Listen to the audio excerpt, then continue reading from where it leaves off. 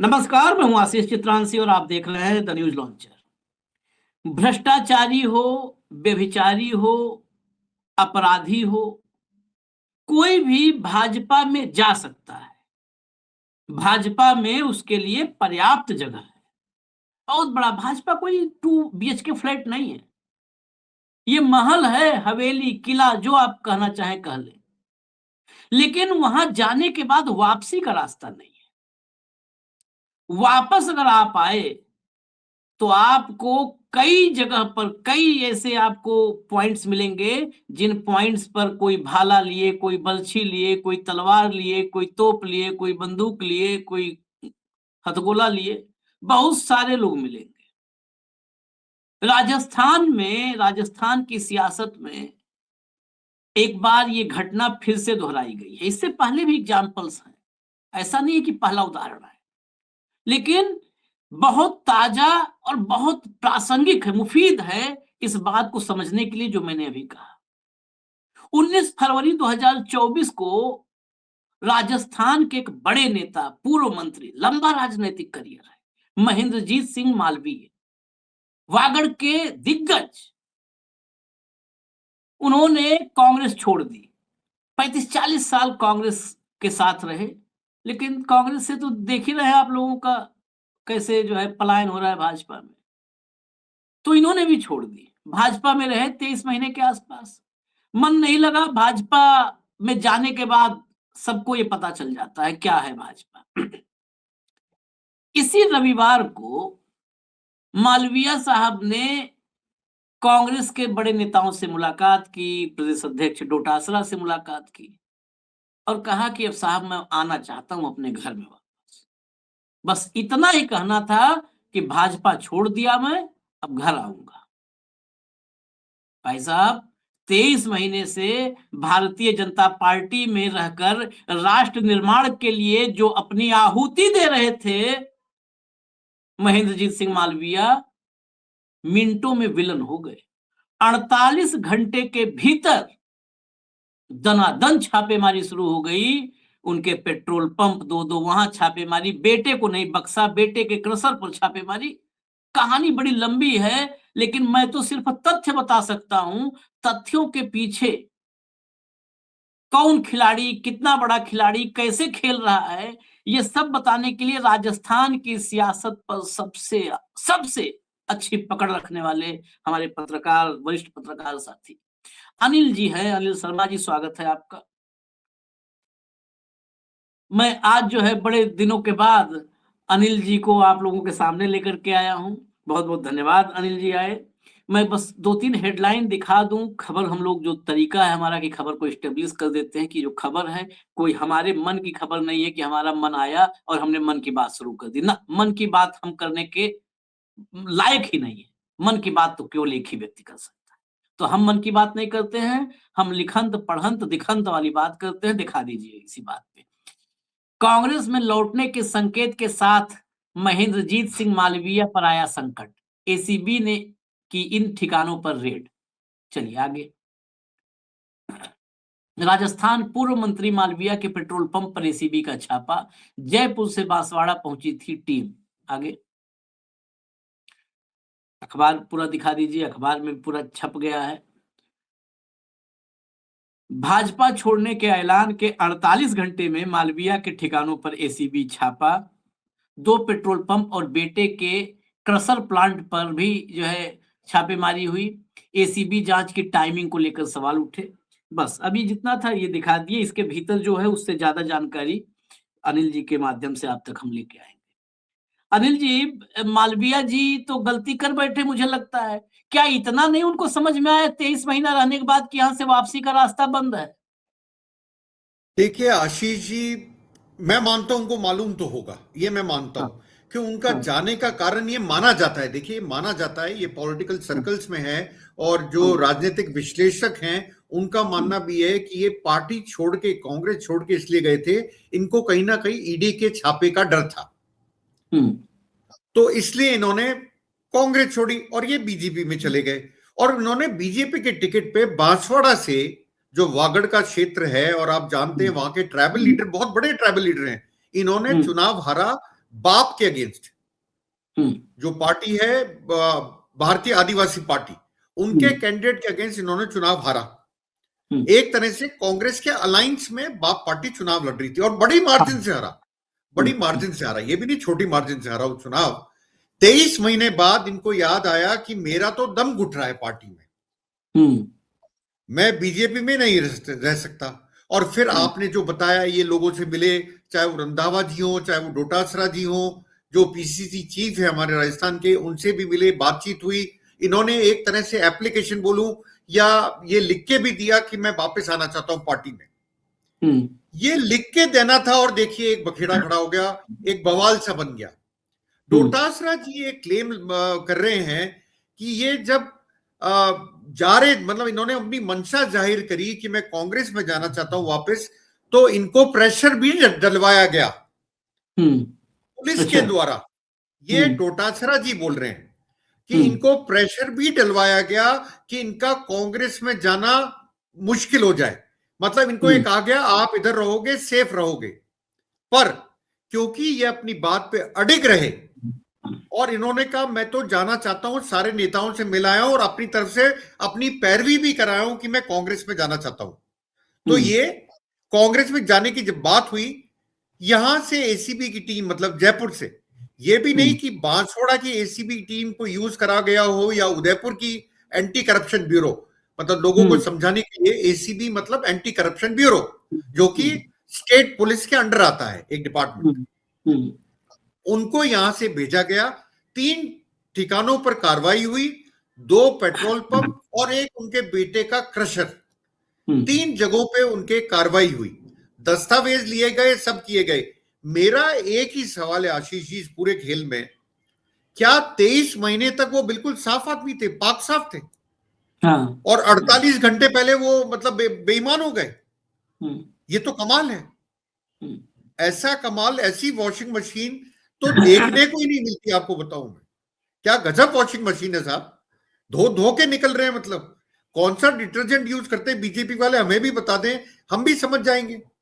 ऐसे कैसे पाक साफ निकल आए वो, जब तक उनके साथ थे? उनके बाहर निकलते एसीबी के छापे। क्या ये टाइमिंग को हम क्वेश्चन नहीं करेंगे आशीष जी? हमें करना चाहिए एज अ जनरल पब्लिक भी, हम तो पत्रकार हैं। चलिए, मैं कहता हूं जनता की आंखें भी खुलनी चाहिए इस इंसिडेंट के बाद में, ऐसा क्यों?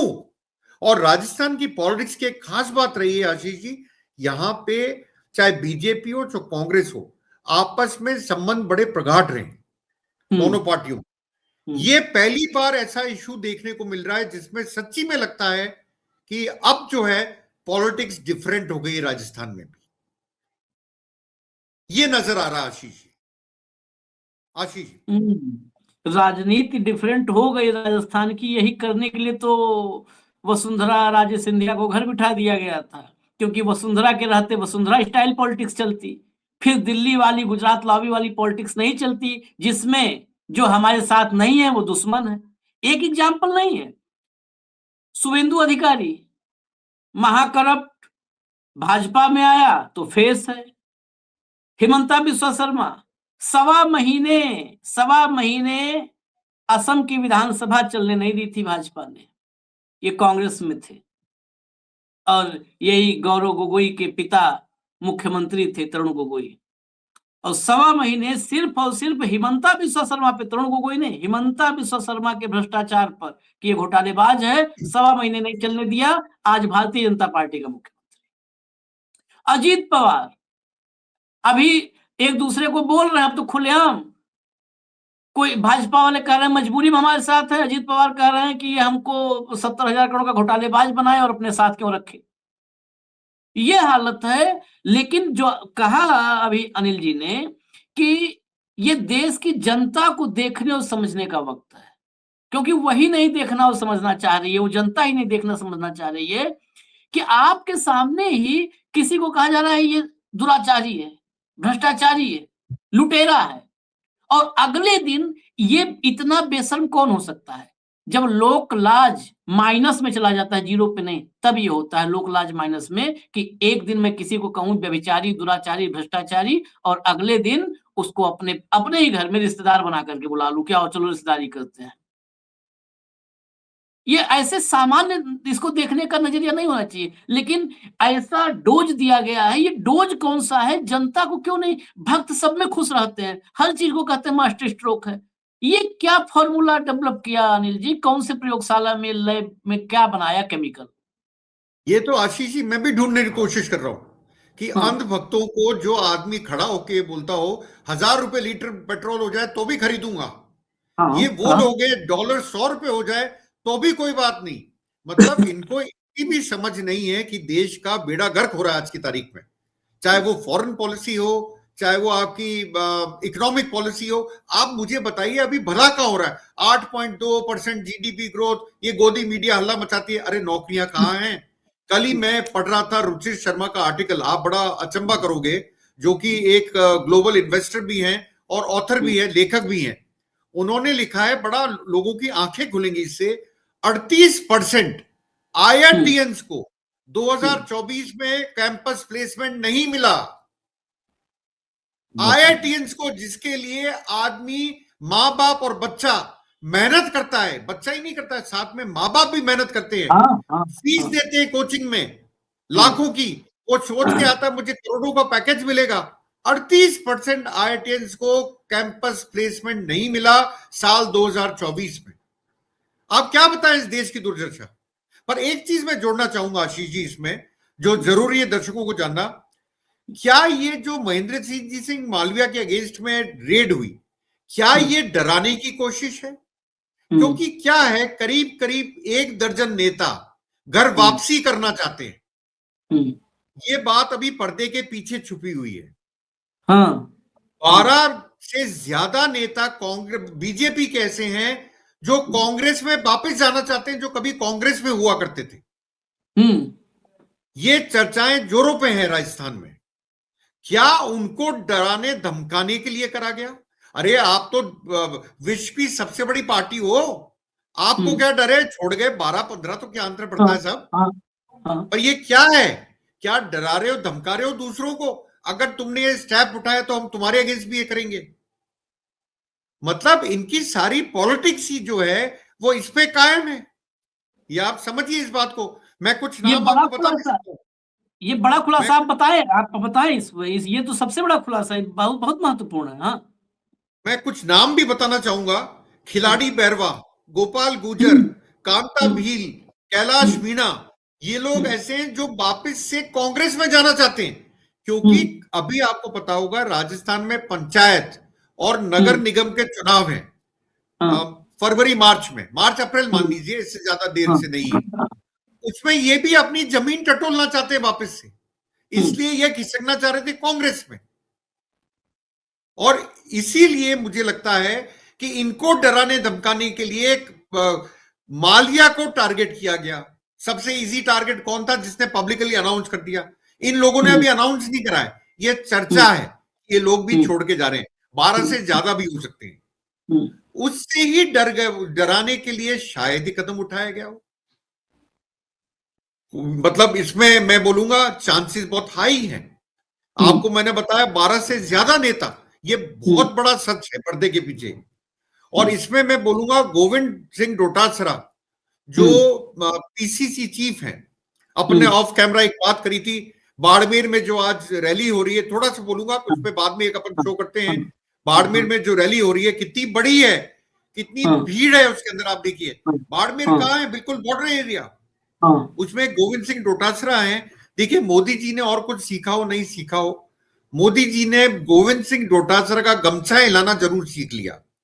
वो ऐसे ऐसे गमछा हिलाते हैं, वो सबसे पहले हमारे पीसीसी चीफ ने चालू करा था, वो सीख गए मोदी जी भी। अब वहां पे रैली हो रही है, मैं बताऊं उनको हजारों की तादाद में लोग हैं, बहुत बड़ी, बहुत बहुत बड़ी रैली है। तो क्या यहाँ पे सवाल ये उठता है, ये लोग भी जो 12 हैं या 15 हैं या 18 हैं जो आना चाहते हैं, क्या ये भी सूंघ के पता कर पाए कि अब आने वाला टाइम कांग्रेस का है? क्या इनको भी लगने लगा है? और क्या इसको काटने के लिए भजन लाल जी ने ये क्या करा? मतलब आप खुद सोचो, ये टाइमिंग ही गलत है रेड की। ये तो बिल्कुल पॉलिटिकली मोटिवेटेड लगती है। ये कोई रेड का टाइम था? 48 घंटे में कमाल। ये तो कमाल कर दिया भजनलाल जी आपने, मतलब बिल्कुल ही कमाल कर दिया। आप किस तरह से आपने ये करा, ये लोगों को समझ में नहीं आएगा क्या? और अगर लोग नहीं समझ पाते हैं तो फिर तो आप कुछ नहीं कर सकते। आपने अंधभक्तों की बात करी, गोदी मीडिया भी टक्कर की है, ज्यादातर ये न्यूज ही गायब हो जाएगी, आप देखना कोई हाँ, दिखाएगा हाँ, नहीं, जबकि मेजर न्यूज है ये, मेजर न्यूज है। आपको बताऊं मैं, राजस्थान की पॉलिटिक्स में महेंद्रजीत सिंह मालविया वागड़ के एक बहुत बड़े नेता, इसके हाँ, अलावा ट्राइबल लीडर बड़े, उनके साथ ये हो रहा है क्योंकि उन्होंने सिर्फ अनाउंसमेंट करा था, उन्होंने अभी तक ज्वाइन थोड़ी करी है। हाँ, ये तो अनाउंसमेंट पे ही खेल हो गया हम्म, आशीष जी। वाकई ये जो है, ये अगर 12 से ज्यादा नेता, तो फिर आपका, मुझे लगता है कि आपका ये अंदेशा बिल्कुल दुरुस्त है कि ये महेंद्रजीत सिंह मालविया अब इनके लिए एक टूल बने हैं, जिस टूल के जरिए बाकी को, इनको डरा के धमका के बाकियों को संदेश दे दिया जाए कि देखो, वापसी के बारे में सोचना भी मत, सोचोगे तो तुम्हारे भी धंधे होंगे, तुम्हारे भी बेटे होंगे, तुम्हारे भी दामाद होंगे, और हम इतने निष्ठुर हैं और इतने लज्जाहीन हैं कि हम किसी को नहीं छोड़ते। हम दिन, तारीख, घंटे कुछ भी नहीं सोचते हैं। यही संदेश है कि हम कुछ और नहीं हम सोचते। ईडी की भी वेट नहीं करते, हम अपने हाँ, डिपार्टमेंट के लोगों को भेज देते हैं। हाँ, हम शुरू कर देंगे, कहानी शुरू कर देंगे, फिर आगे ईडी भी घुस जाएगी, क्योंकि सब तो मौसेरे ही भाई है ना। तो बिल्कुल। अभी एक भाई आया, दूसरा वाला फिर बाद में आ जाएगा। खैर, चलिए, ये राजस्थान का अपडेट हम लेकर के आए हैं, और अभी थोड़ा सा अनिल जी की थोड़ी सेहत भी थोड़ी सी नासाज है, लेकिन जल्द ही हम लगातार कोशिश करेंगे कि राजस्थान में चुनाव नहीं है अभी, लेकिन हम, भारतीय जनता पार्टी या मोदी नहीं है कि चुनाव आते ही वहां पर चले जाएं रैली करने। आमतौर पर राजस्थान की खबरें, क्या होता है, अकेले मेरे बस में भी नहीं हो पाता इतना, मतलब शारीरिक रूप से इतना क्षमता नहीं है कि सब वो करें। तो राजस्थान की मुझे लगता है पॉलिटिकल खबरों पर अनिल जी से ज्यादा कोई मजबूत पकड़, मजबूत हाथ वाला है नहीं। तो हम जल्द ही कोशिश करेंगे कि अनिल जी के जरिए आपको जो भी राजनीतिक दांव-पेच हैं, वो आएँ। और इस दौर में और ज़रूरी है, क्योंकि डबल इंजन, ट्रिपल इंजन जब जैसे-जैसे होती जाती है ना, वैसे-वैसे खबरें गायब होती जाती हैं। आप देखिए, राजस्थान, मध्य प्रदेश, यहाँ की कोई भी खबर, जो खबर या जहाँ पर सवाल उठने हैं, कोई खबर आपको मीडिया में, गोदी मीडिया में नहीं दिखेगी। तो वहाँ की खबरों को लाने के लिए हम ही लोग प्रयास कर सकते हैं। तो अनिल जी के माध्यम से प्रयास करेंगे। बहुत जल्दी हो सकता है कल-परसों में, हो सकता है 1 आध दिन में सेहत दुरुस्त हो जाए, तो कंटिन्यू रोज़ाना जैसे आप हमको दिन भर झेलते हैं, वैसे ही अनिल जी को भी झेलिएगा थोड़ी देर। मुझे दिन भर झेलते हैं, अनिल जी को थोड़ी देर झेल दीजिएगा, राजस्थान के अपडेट्स के साथ। फिलहाल इजाज़त दीजिए मुझे। धन्यवाद, धन्यवाद अनिल जी, बहुत-बहुत धन्यवाद। नमस्कार।